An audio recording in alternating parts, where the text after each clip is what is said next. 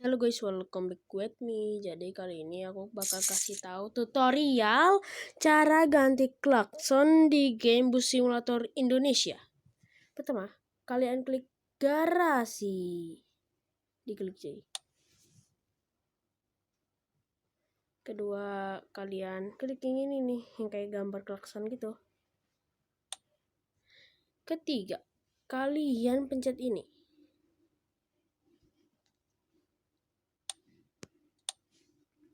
Terus kalian pilih deh lagu yang mana mau kalian pilih lagunya ya. Kalian pilih aja tuh lagunya mau yang mana. Klik. Lalu terakhir nih ya, caranya kalian klik pasang. Setelah kalian nih mau gratis atau bayar ya. Kalau aku gratis aja lah. Download Shopee sekarang, gratis berbagai hadiah. Download. Maaf ya guys ya.